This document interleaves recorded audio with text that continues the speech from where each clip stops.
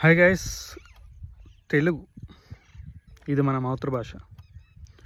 కానీ అమెరికాలో 2007 నుంచి ఫాస్టెస్ట్ గ్రోయింగ్ లాంగ్వేజ్ వచ్చేసి తెలుగు అనమాట. ఎందుకు ఫాస్టెస్ట్ గ్రోయింగ్ లాంగ్వేజ్ అంటే అక్కడ కొత్తగా తెలుగు నేర్చుకుంటున్నారని కాదు, మన తెలుగు వాళ్ళు ఎక్కువ అవుతున్నారని.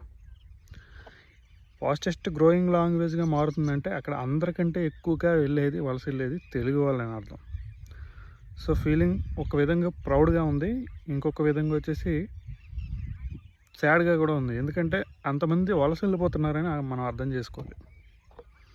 అమెరికాని ఏదో ఉద్ధరించడానికి వెళ్ళిపోతున్నారని కాదు, కానీ అక్కడికి వలస వెళ్ళిపోతున్నారు అంటే ఇక్కడ అవకాశాలు లేక అక్కడికి వెళ్ళిపోతున్నారు అని అర్థం చేసుకోవచ్చు. నెక్స్ట్ ఇంకోటి ఏంటంటే వాళ్ళు చదువుకునేటట్టు అంత యూనివర్సిటీలు లేవని మనం అర్థం చేసుకోవాలి.